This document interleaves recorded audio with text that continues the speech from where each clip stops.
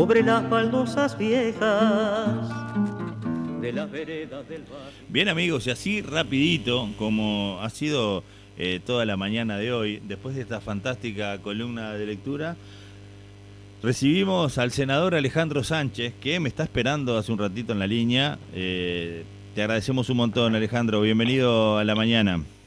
Hola, buenos días. Un gustazo estar en contacto con ustedes en la mañana de hoy. Bien, ¿cómo venís transitando esa cuarentena? ¿Cómo te ha ido con los PCR? ¿Cómo está el Palacio? ¿Hay gente? ¿Queda alguien? No, está todo bien, todo bien. Lo mío es más preventivo que otra cosa. Por eso. Porque yo tuve justo una reunión con algunos diputados el día de la interpelación y bueno, ellos están esperando el hisopado para el día de mañana y entonces a mí me recomiendan que hasta que no esté el resultado del hisopado de ellos, claro, yo me mantenga en mi casa. O sea, tiene un criterio mucho más preventivo. Por suerte tengo las 2 vacunas y por suerte también la reunión que mantuvimos la hicimos con tapabocas, ¿no? Y eso es muy importante para que la gente lo sepa. Hay que seguir aumentando la vacunación, pero no hay que bajar los brazos y seguirnos cuidando, manteniendo la distancia.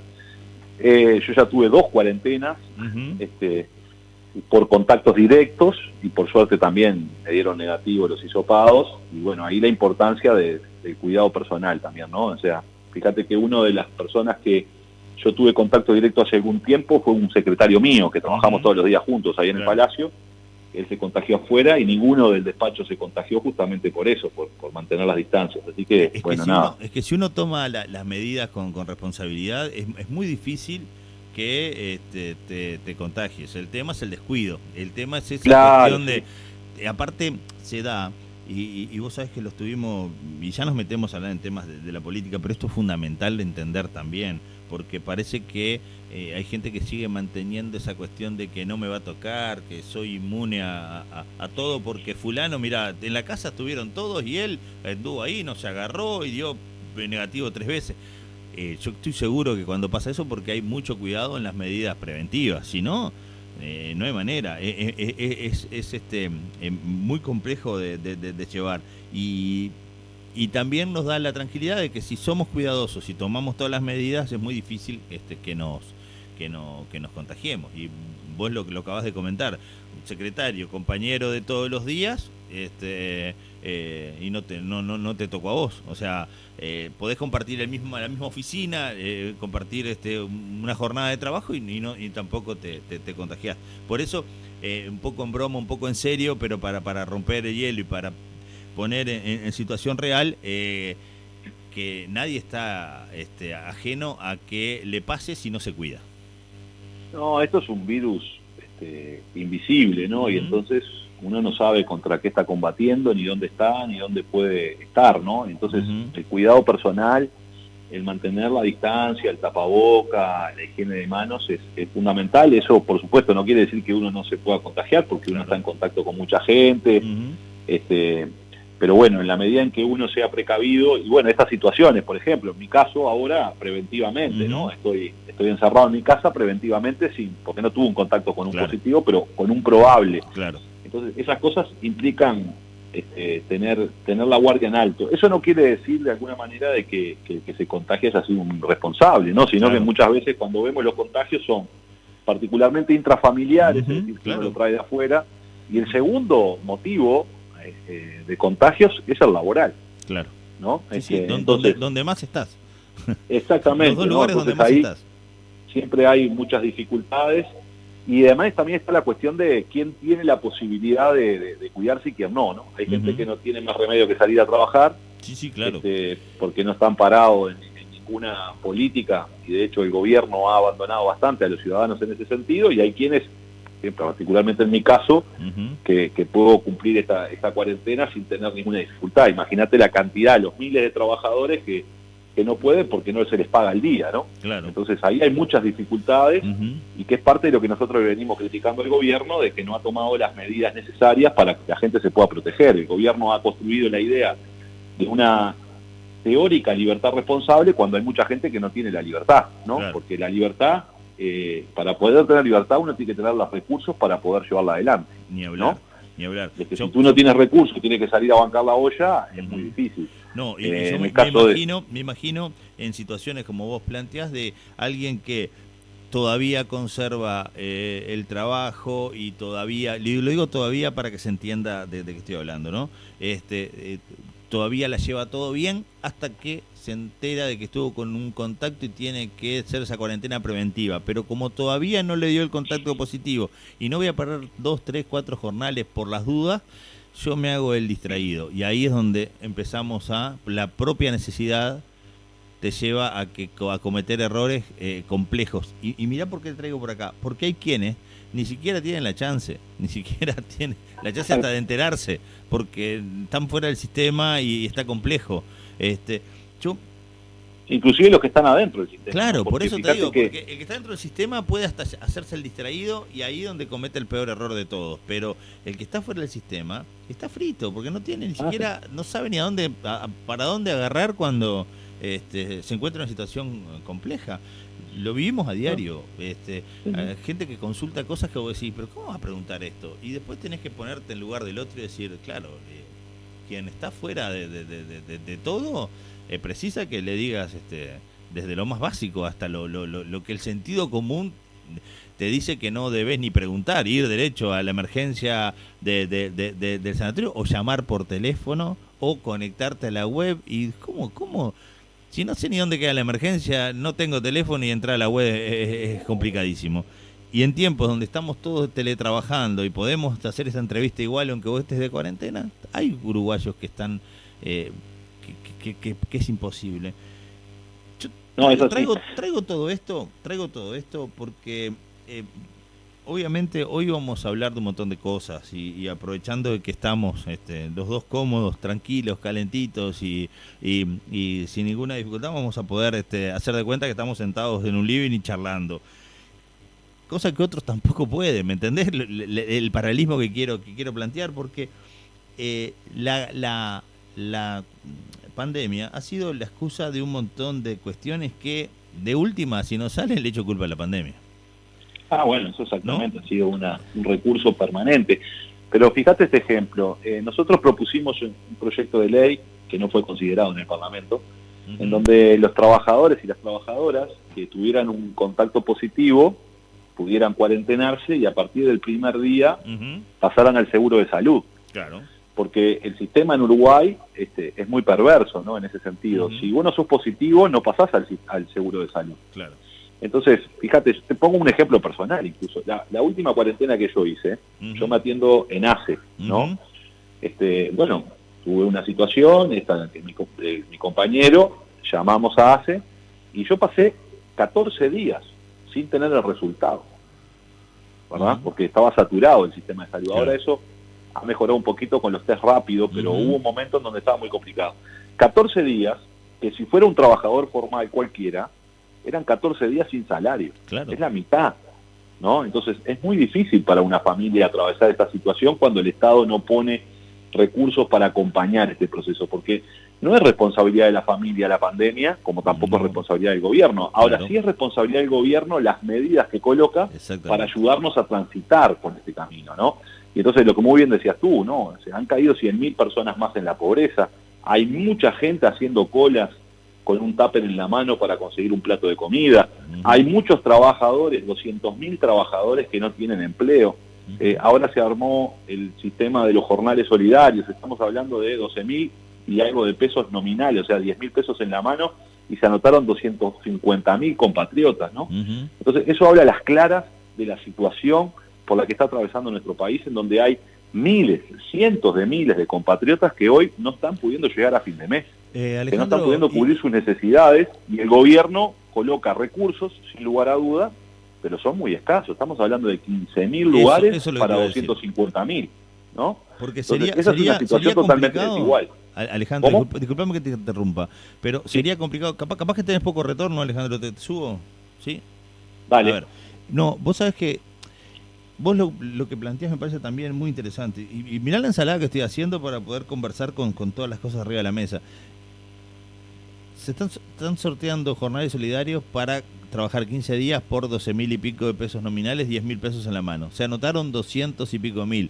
Vos decís, qué bueno, qué solución. 200.000 personas que puedan recibir un salario en momentos tan jorobados. Pero no se ha movido la cifra, siguen siendo 15.000 más allá de la cantidad de anotados. Yo creo que es una revisación de parte del gobierno y la oposición de ponerse a conversar de que, a ver, 15.000 no alcanza, está lejos de la jugada. Tú ya lo mencionaste, pero esa es la reflexión que me vino al instante, de que el gobierno tendría que escuchar un poco, tendría que haber un poco de diálogo social con respecto a eso, porque si hay 200.000 personas registradas, quiere decir que esas 200.000 personas cumplen con los requisitos de no estar en el BPS, no estar trabajando en ningún lado, de ninguna manera, y las ganas de trabajar, porque es muy romántico decir, el pueblo quiere trabajar, bueno, pero ¿y? Hay que darle las oportunidades, ¿no? Uh-huh. Y justamente ha sido lo que la política económica no ha permitido, ¿no? Sostener los ingresos de las familias y sostener los puestos de trabajo. Vos fíjate que las pequeñas y medianas empresas han tenido una caída en sus ventas del orden del 20%. Uh-huh. Y las pequeñas y medianas empresas son las que generan en el Uruguay, ya cuando hablamos de pequeña y mediana hablamos en el sector agropecuario, en el sector industrial y en el sector comercial. Uh-huh. Generan el 67% de los puestos de trabajo del Uruguay, ¿no? ¿Y por qué ha tenido este problema en la pequeña y mediana empresa? Porque venden en el mercado interno. Y claro, entonces, en un escenario de política económica donde se han rebajado los salarios, se han aumentado los impuestos y se han aumentado las tarifas públicas, bueno, los uruguayos cada vez sacamos más plata en nuestro bolsillo para pagar impuestos, para pagar tarifas públicas, y cada vez tenemos menos recursos, entonces consumimos menos. Hay una caída enorme del consumo de los uruguayos que tiene esas dos caras. Por un lado, la cara de aquellas familias que ya no llegan a fin de mes para cubrir sus necesidades, y por el otro lado, la dificultad de mercado, digamos, de clientes que tienen los que generan puestos de trabajo, con lo cual esto es un círculo vicioso y explosivo en el Uruguay, claro, ¿no? Es decir, si caen los ingresos de las familias, se empobrece la gente, pero también tenemos un problema de que los que generan trabajo no tienen a quién venderle y por tanto reducen más los trabajos y vuelve a caer el consumo, claro, y así nos vamos empobreciendo. Es una espiral, ¿no?, descendente. Exactamente. Y para una economía como la nuestra, eso es muy difícil. Entonces, el Estado debería haber colocado los recursos suficientes como para poder transitar este periodo, digamos, de pandemia de una mejor manera, para poder haber defendido la economía y defendido la salud, cosa que hoy en el Uruguay no estamos haciendo bien, porque, bueno, por algo somos el país del mundo que tiene más muertos por millón de habitantes, ¿no? Entonces, esta es una cifra escalofriante que nos arroja todos los días una estrategia equivocada del gobierno, que no está teniendo la capacidad ni de contener la salud, pero tampoco defender la economía, ¿no? O sea, no se está haciendo ni una cosa ni la otra. En un momento el gobierno dijo, bueno, no podemos tomar algunas medidas sanitarias porque tenemos que cuidar los motores de la economía. Bien, es una decisión que tomó el gobierno, nosotros discrepamos con ella en su momento, pero es una decisión que el gobierno en el año 2020 le funcionó en términos sanitarios, ¿no? En términos sanitarios la pandemia estaba controlada. Hoy esa estrategia del gobierno ha fracasado porque no logramos contener lo sanitario, estamos en niveles altísimos de contagio, estamos en niveles altísimos de muerte, estamos en niveles altísimos de saturación del sistema de salud, y a su vez la economía está empezando a tener enorme dificultad. Los motores de la economía no se han prendido, más bien todo lo contrario, se están apagando, y esto prende todas las luces rojas de un gobierno que se terminó enamorando de su estrategia, que le dio resultado en el 2020, pero que en el 2021 nos ha arrojado en la cara una situación muy perversa. Pensemos nada más en esto. Durante el 2020 tuvimos que sufrir por la pandemia 181 muertes. Hoy ya estamos en las 3.900. Quiere decir que estamos hablando de más de 3.800 muertes solo en el 2021, ¿no? En estos meses, que vamos 5 meses del año, ¿verdad? Claro. Entonces, eso lo que arroja es el fracaso de una estrategia sanitaria, naturalmente, y la contracara de esa estrategia es el crecimiento de la pobreza, la destrucción de empresas, la destrucción de empleo y la falta de una política de reactivación económica. Porque, en realidad, esto es como una enfermedad, ¿verdad? Si tú no tratas el apendicitis, se transforma en peritonitis. Claro.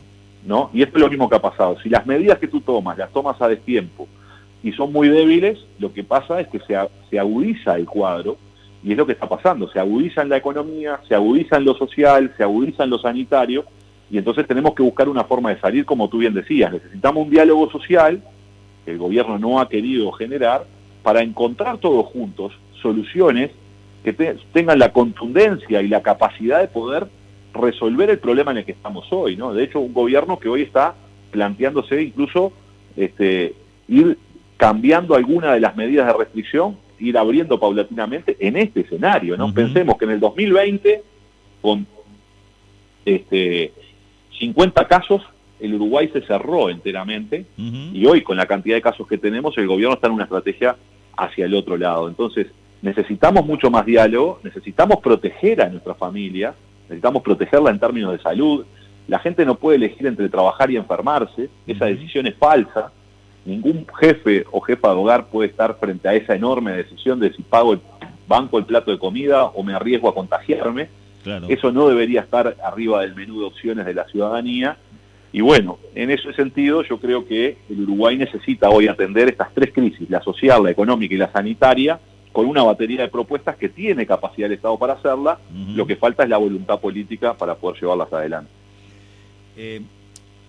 ¿Cómo ha funcionado el Parlamento en estos tiempos?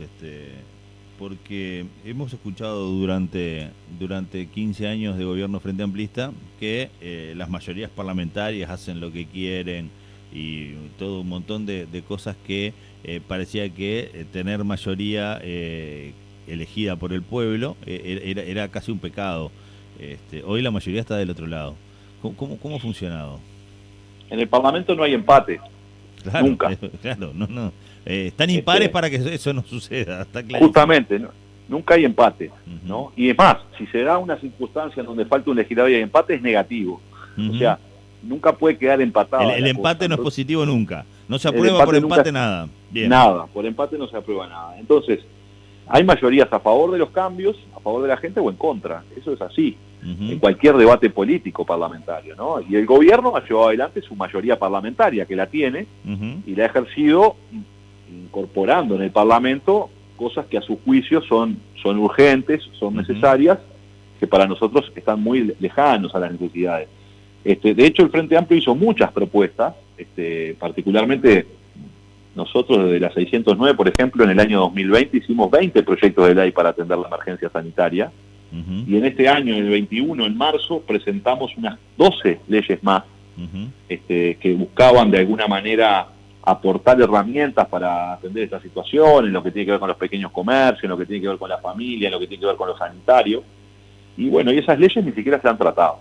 Han dormido el sueño de los justos y no han seguido, ni siquiera tenido trato parlamentario, es decir, no se votó en contra de esas leyes más, no se las consideró, están encajonadas. ¿verdad? Claro, porque está bien, vos sabés que me parece que hasta en la situación que vos planteás, está mejor hasta que te digan, no, mire, no estamos de acuerdo, nos parece que no es lo que corresponde, se vota negativo y te da la opción de decir, bueno, entonces recontrapropongo esto. Si eso no sirve, tengo esto más para proponer, ¿no? Porque tengo la problemática está planteada y yo quiero ser parte de las propuestas de solución, ¿no? Pero si no se tratan, no sabés si realmente van a funcionar o no van a funcionar. Exactamente, ahí está el problema, ¿no? Donde el gobierno marca una impronta con sus mayorías, en donde trata los temas que le interesan al gobierno, pero no trata el resto de los temas, ¿no? Es decir, como que la respuesta al resto de los temas es el silencio, ¿no? Y ese es el peor de las respuestas, porque como bien decías tú, bueno, se está de acuerdo, se está en contra y se asume la responsabilidad, en definitiva, estar de acuerdo o en contra, ¿no? También es una respuesta, decir, no, esto no funciona, se vota negativo. Por supuesto, es una respuesta legítima, ¿no? Claro. Que las mayorías que tiene el gobierno se las dio la gente, entonces su mayoría es legítima y la puede ejercer. Yo no cuestiono el ejercicio de sus mayorías, lo que cuestiono es que el gobierno decida no tratar, digamos, las propuestas de la oposición en ese sentido, ¿no? Y el gobierno lo que ha hecho simplemente es mantener una agenda, que es una agenda prefabricada, diría yo, ¿no? Es decir, antes de la pandemia, que viene desarrollándola, particularmente una de sus componentes centrales es la ley de urgente consideración. Sí. Y claro que cuando cualquier analista o persona miraba decía, bueno, llegó la pandemia del Uruguay, se está tratando una ley de urgente consideración, cualquier persona diría, bueno, ahí hay contenidos en esa ley que van a atender la emergencia directamente la pandemia. Bueno, nada de lo que se aprobó en la ley tenía elementos para la pandemia y lo que es peor, muchos de sus artículos, más que solucionar problemas del Uruguay, los empeoran, ¿no? Entonces, en definitiva, yo creo que eso forma parte de un plan de gobierno prefabricado pero que no está dando cuenta de la realidad económica y social que tiene el país hoy, sino todo lo contrario, va a generar mayor problema. Pensemos, recién hablábamos de la dificultad de las familias para tener un ingreso, para tener un trabajo, para poder atender su situación. Bueno, en la LUC hay un capítulo entero que está referido a la creación de un sistema de alquileres sin garantía que nos expone mucho más a que a los buenos pagadores en 30 días se los pueda desalojar, ¿no? Con lo cual genera un enorme riesgo para esa familia que está teniendo muchas dificultades para bancar su vida y no sabe bien cómo le va a ir en el trabajo, que bueno, que vencido su contrato ya no funcione más, en este caso para este sistema particular de alquileres sin garantías, que uno tiene de 6 meses a un año para conseguir una nueva vivienda, ¿no? Conseguir una nueva vivienda implica el arreglo familiar, de que quede cerca de la escuela o del liceo de los gurises, que tenga que ver con algunas cuestiones, y si a vos vienen y te dicen, mirá, estabas pagando 20.000 pesos de alquiler, ahora vas a tener que pagar 25 porque se te venció el contrato, y vos decís, no estoy de acuerdo, bueno, en 30 días te tenés que ir. Pero Alejandro, con lo cual genera... poniendo en tema de situaciones comunes y volviendo a la ensalada esa que te armé al principio para poder tener insumos para ejemplos. Vos sos buen pagador, estás en este sistema que ampara la LUC, y te pasa eso de que tener que cuarentenarte preventivamente por 14 días, cobrás la mitad del sueldo, no te alcanza para pagar el alquiler. Ese mes pasás a ser moroso porque ese mes no pudiste pagar porque tenés sumamente justificado el por qué no. Sí, en 3 días pasás a ser moroso. 3 días pasás a ser, o sea, que si encima tramitás un crédito de estos que son lapidarios, que la gente empieza a meterse en esa cadena de créditos al consumo, o sea, si te demora 3 días en darte crédito, ya también sos moroso aunque estés haciendo el esfuerzo por meterte hasta la cintura para poder pagar el alquiler. Y lo que es peor es que a los 3 días, al pasar a ser moroso, se te puede iniciar el desalojo y en 7 días estás desalojado.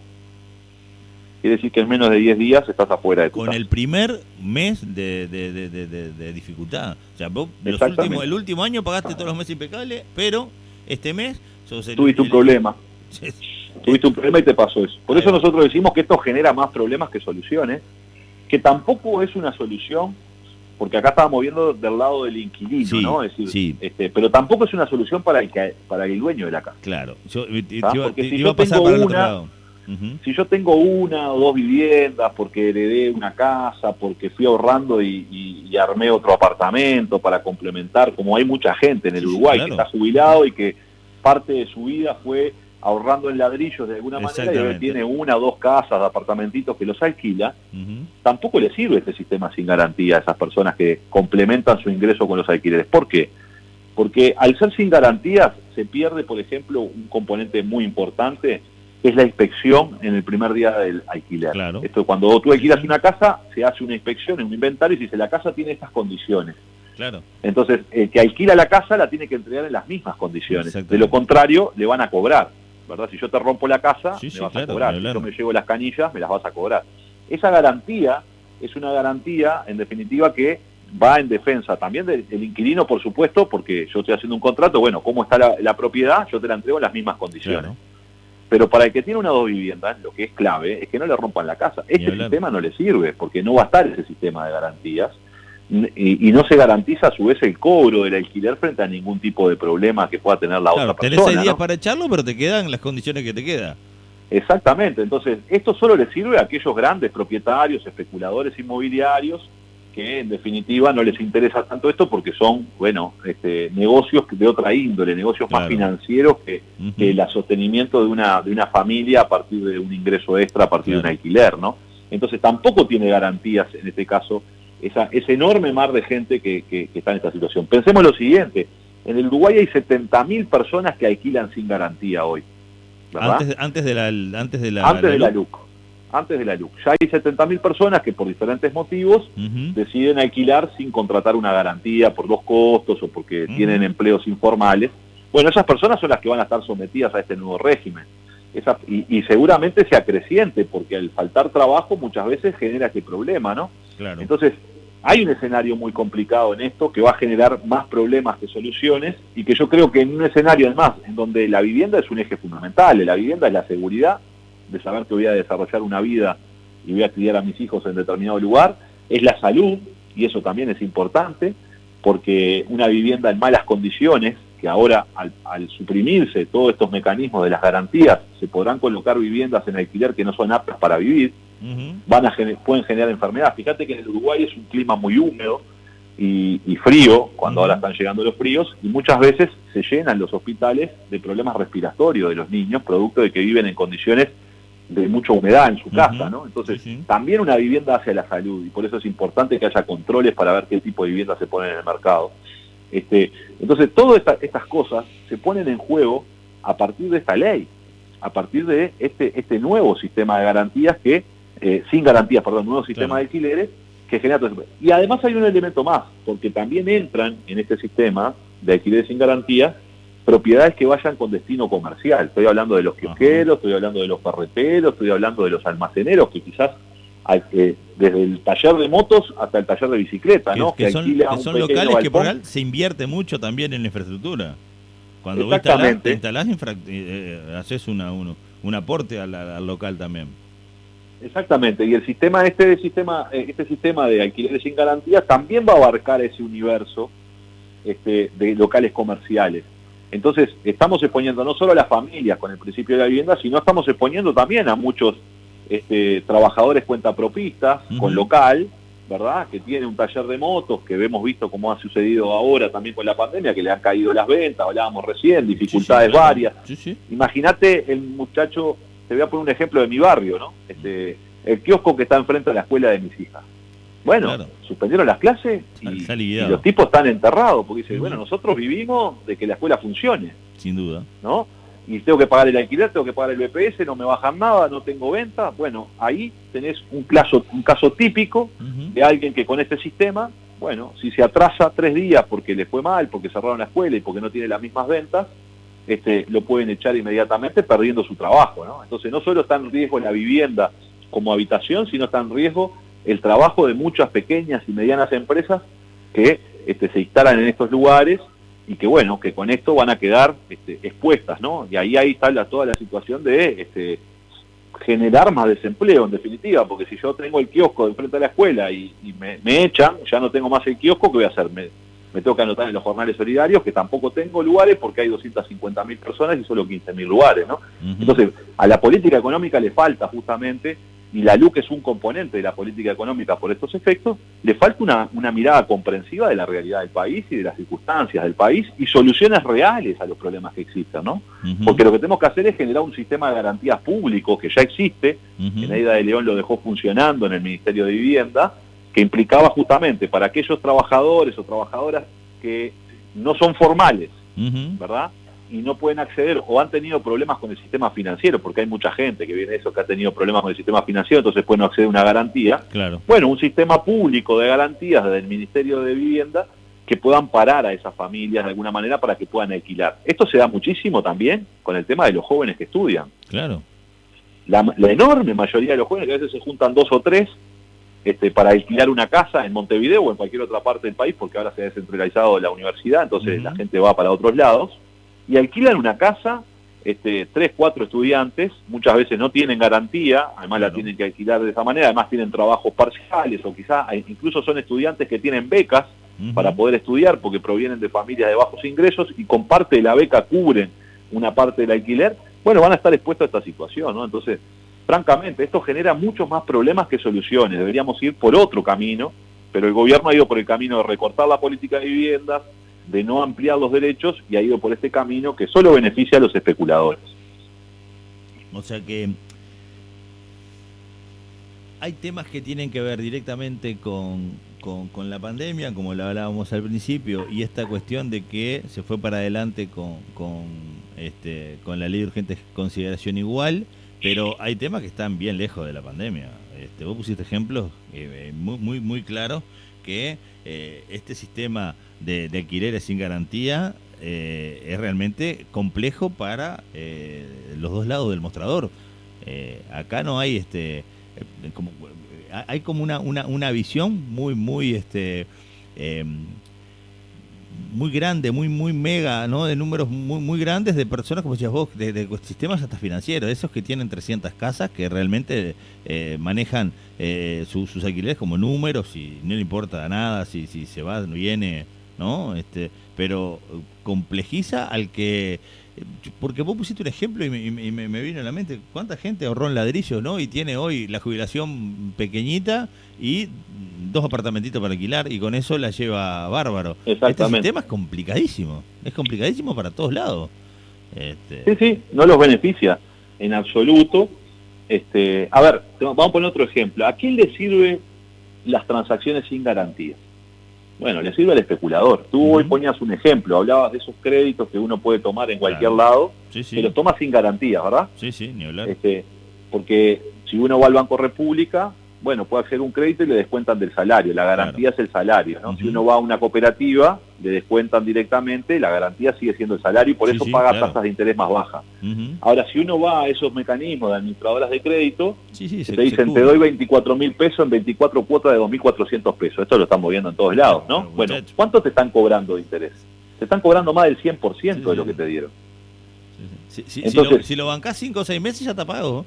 Exactamente. Por eso es un gran engaño, pero que es parte del sistema de los que especulan. Porque ¿por qué te cobran tanto interés? Bueno, porque si 2 no me pagan, no importa, yo con los otros 10 ya gané de sobra.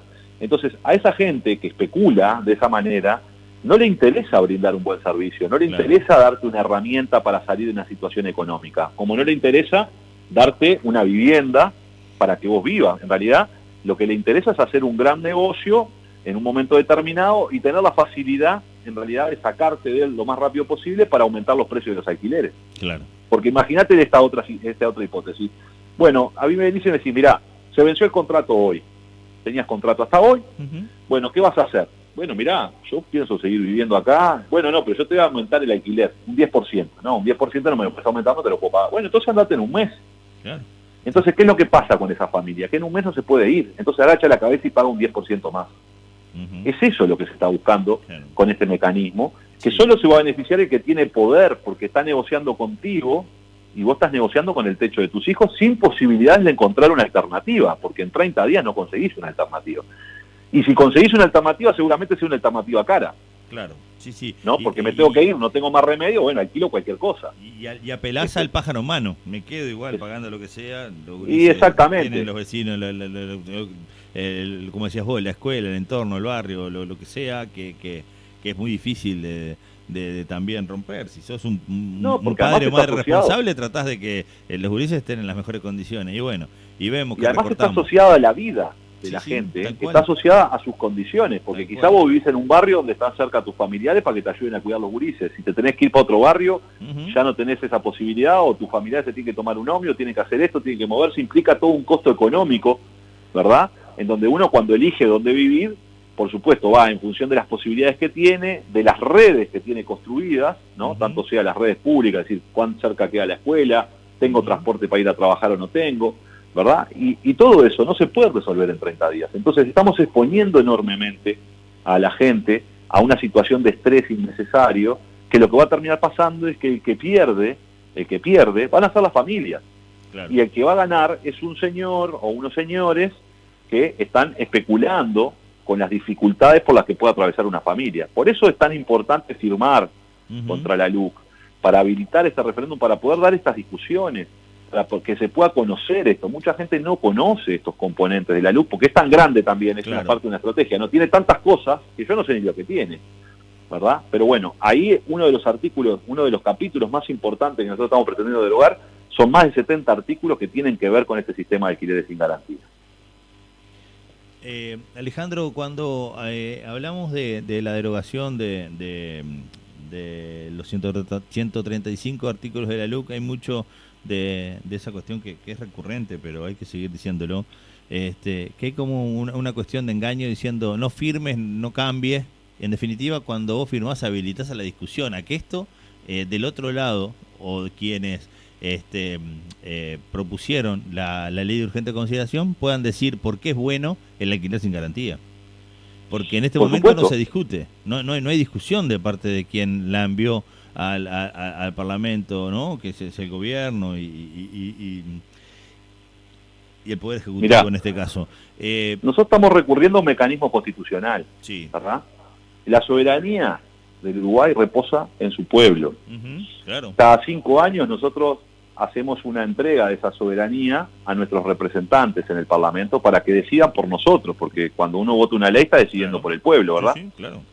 Pero la Constitución de la República establece un mecanismo que es, si nuestros representantes deciden algo que a juicio de los ciudadanos no es correcto, los ciudadanos o un grupo de ciudadanos puede convocar, iniciar un referéndum, que es la juntada de firma, la etapa en la que estamos, para decir, mire señor, usted votó esto, pero es bueno que para estos temas se consulte a la gente. Entonces, nosotros hoy estamos en esa etapa, en la etapa de desencadenar un mecanismo que es firmar para habilitar un referéndum, para que la gente vote si está de acuerdo con eso, y además que permita que haya un debate público, que los que están a favor de estos artículos lo puedan expresar, que los que estamos en contra lo podamos decir, y que luego la gente pueda decidir. Entonces, firmar hoy no es derogar los 135 artículos, es habilitar que se dé ese debate, es habilitar que haya un referéndum en donde vamos a convocar a la ciudadanía para votar. Porque yo pienso que mucha gente, votó un gobierno para transformar las cosas, votó un gobierno que le dijo que iba a resolver los problemas, y que ese mismo gobierno dice, la gente eligió por la LUC. Bueno, no, la gente no sabía lo que tenía la LUC. Entonces, es bueno que la gente refrende en las urnas si está de acuerdo con estos artículos o no. Y en ese proceso es el que estamos nosotros, tratando de iniciar un proceso democrático, un proceso de participación, en donde los ciudadanos que van a ser afectados por estas normas puedan decidir si están de acuerdo o no con estas normas. Entonces, para eso es que estamos juntando las firmas, porque firmar no implica derogar los artículos, firmar implica habilitar el referéndum. Sí, sí, creo que es muy importante, y más en un marco en donde la ley de urgencia se discutió a tapa cerrada en el medio de la pandemia, 90 días, donde tuvo muy poca discusión pública, ¿verdad? Donde la gente conoce muy poco de la ley. Alejandro, si la LUC hubiera estado pronta y puesta arriba de la mesa en agosto de 2019, apenas se conocieron los candidatos después de las internas, yo no pido que hagas que adivines el pasado, sí, para ver cómo es el futuro, ¿no? Y si hubiéramos pateado al arco y el golero estaba caído, era gol. No quiero que... Sino, pongo esta situación. ¿Cómo hubiera sido la campaña? No digo el resultado, sino cómo hubiera sido la campaña, por ejemplo, en este caso del Frente Amplio, si hubiera estado esa LUC toda puesta a considerar de parte del gobierno que hoy es el que fue electo, porque evidentemente con todo eso arriba de la mesa van a tener que defenderlo, ¿no? ¿Cómo hubiera sido la campaña del Frente Amplio? Bueno, hubiese sido más democrática, porque la gente hubiese conocido hacia dónde pretendía ir el gobierno. Yo pienso que la gente no está de acuerdo en general con un sistema de alquiler sin garantías, como tampoco está de acuerdo que los que reciban tierras de colonización no vivan en esas tierras ni trabajen en esas tierras, que es lo otro que establece la LUC, como tampoco está de acuerdo que aquel que recibió un campo de colonización hoy lo pueda vender por fuera de la ley de colonización teniendo una ganancia económica y destruyendo las colonias de colonización.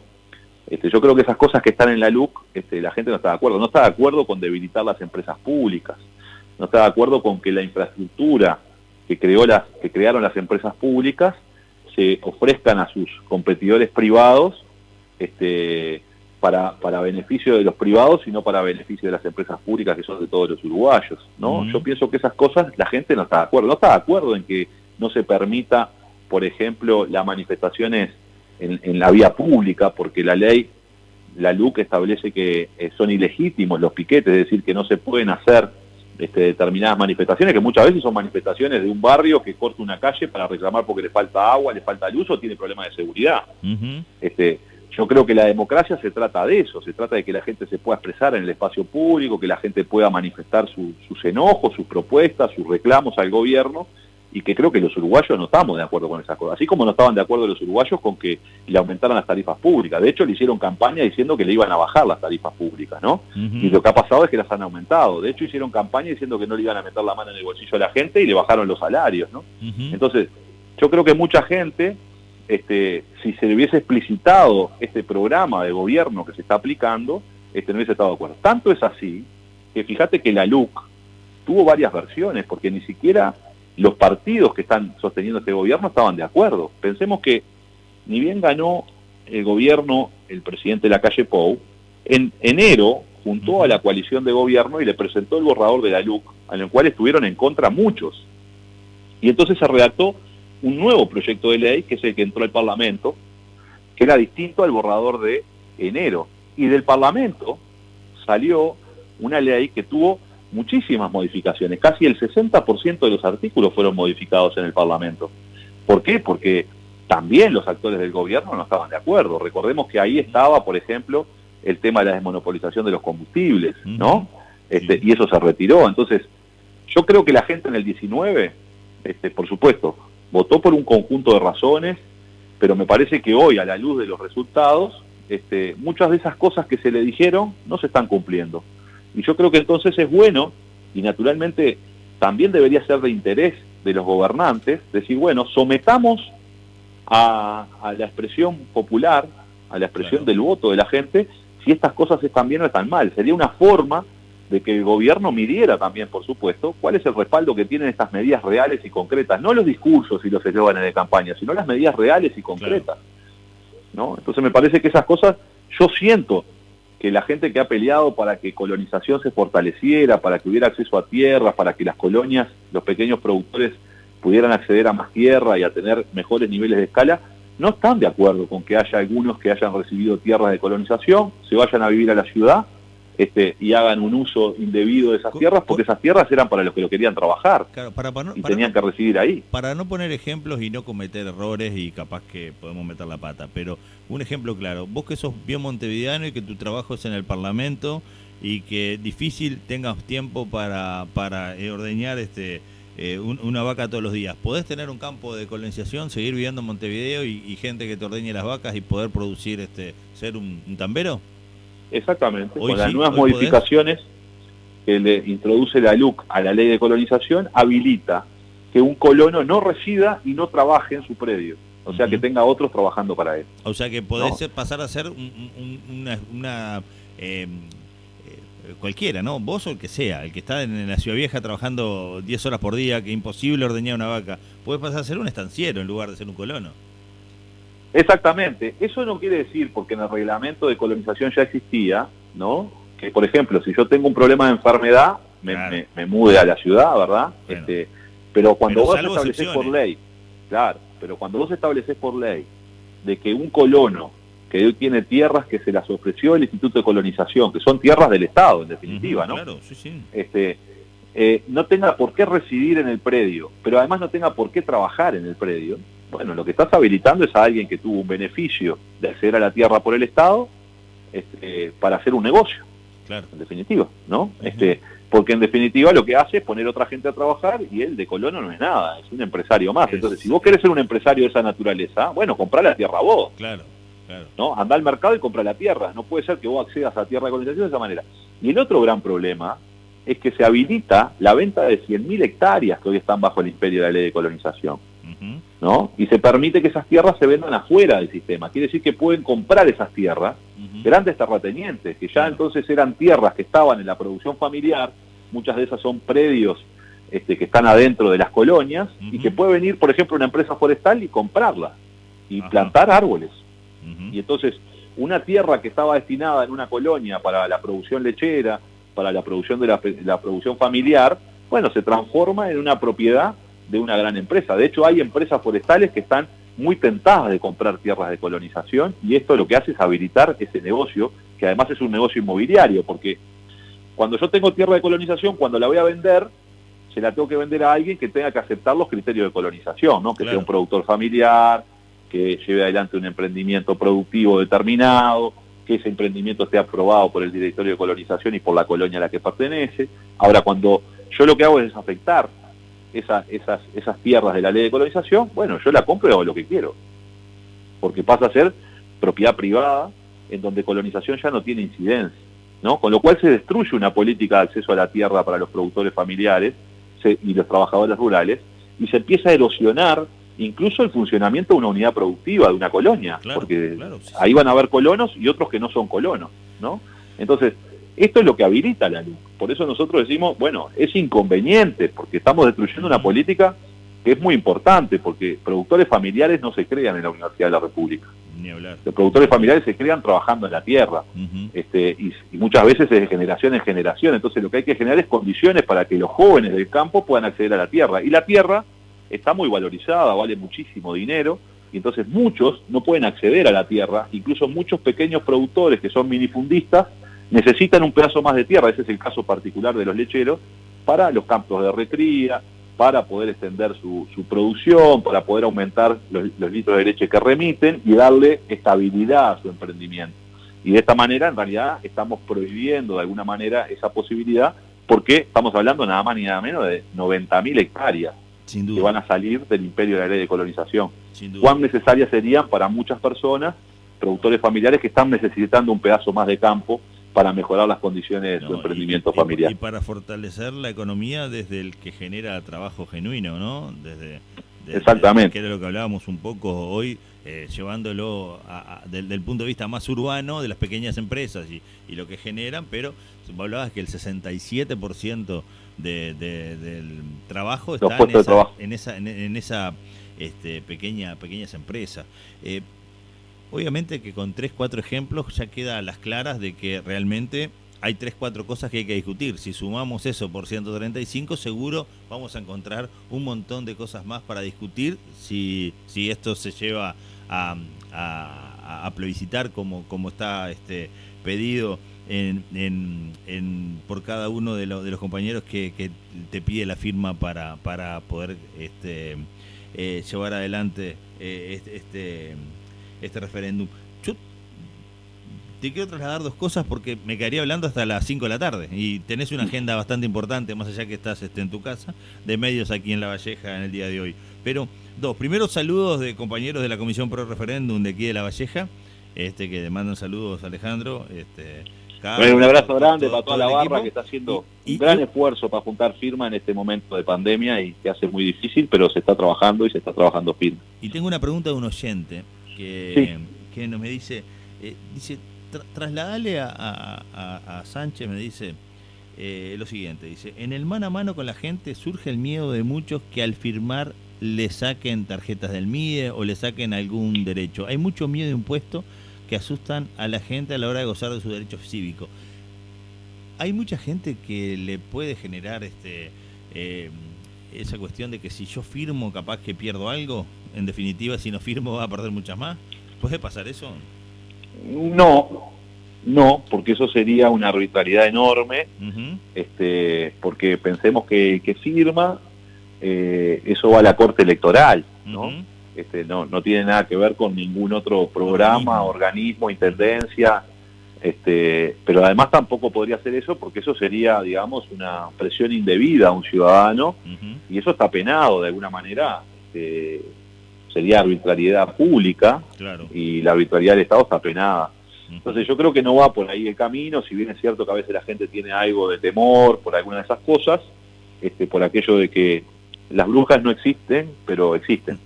Pero que las hay. Pero bueno, no, me parece que esos riesgos no están. Estamos hablando de alguien que firma con su credencial y el que controla eso luego es la Corte Electoral una vez que se presentan todas las firmas en la Corte Electoral. Y estas cuestiones no están en riesgo, ¿no? Sino todo lo contrario. Creo que lo que está arriba de la mesa es perder mucho más. Claro. Y quiero insistir con esto, además. Incluso puede alguien firmar, alguien que esté en duda también puede firmar. Porque si yo estoy en duda, si estoy más o menos de acuerdo, no lo tengo muy claro, bueno, también puedo firmar porque voy a habilitar un referéndum. Después veo lo que voto en el referéndum. Claro. Capaz que voto a favor después. Exactamente. ¿No? Pero me parece que lo que estamos haciendo es firmar para tener la oportunidad de decidir. Y eso es muy importante. Yo le cuento a cada uno de los que conversamos porque me pareció una anécdota fantástica. Y la audiencia va a contar de vuelta lo mismo. Pero tiene que ver con algo. Yo bajaba acá de la radio, me iba a las 12 y aquí en el sindicato hay una mesita que estaba funcionando. Entonces en el momento que salgo me dice un veterano, dice, vengo a ver cómo es para firmar. Me dice, vale, mire, el muchacho se fue y yo no tengo papeletas acá. Dice, ¿usted me consigue una? Y yo lo conozco al hombre, yo sé que no es de izquierda, no lo he visto nunca, porque aparte es vecino acá, uno va viendo y sabe quién es quién. Y me llamó la atención que pidiera. Y él solo se ve que se dio cuenta de que estaba pidiendo algo diferente al preconcepto que yo podía tener. Y me dijo, yo no sé si voy a votar después, dice, pero vos sabés que a mí me gustan las urnas, dice. Exacto. Y me mató, me digo, sí, al otro día imagínate que le conseguí, le arrimé y firmó. Y no está muy convencido de si está bien firmar o no, pero sí está convencido de que me gustan las urnas, me dijo. Y me quedó muy grabado. Por eso digo, el oyente va a decir, mira, contó, es la 10ª vez que lo cuenta, pero quería trasladarte porque tiene que ver con el mismo ejemplo que vos ponías. No, es muy importante. Habilitar el plebiscito, habilitar el referéndum no quiere decir que estés cambiando nada. Ahí sí, el día de las urnas, como decía el veterano, ahí vas a decidir si está bien derogar o no. Claro.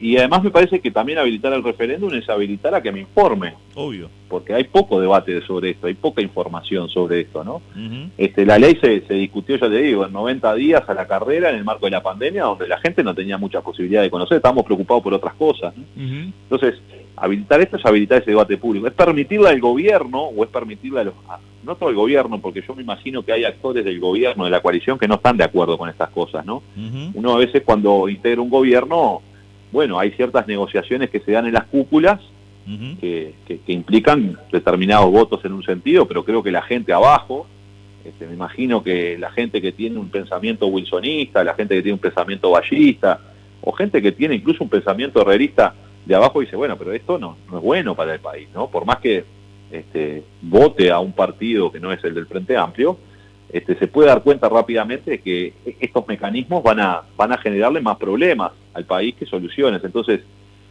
firmar es habilitar ese debate para que se conozca, para que se sepa y que después sea el pueblo el que defina con las urnas, ¿no? Y yo creo que esa es una clave muy importante para los uruguayos, ¿no? Votar y decidir, y que las mayorías sean las que resuelvan, las mayorías reales de la gente sean las que resuelvan cómo debe estar el ordenamiento jurídico de nuestro país en estos temas. Sin duda. Alejandro, te agradezco un montón que me hayas esperado, que me hayas llamado y que podamos compartir al aire esta entrevista.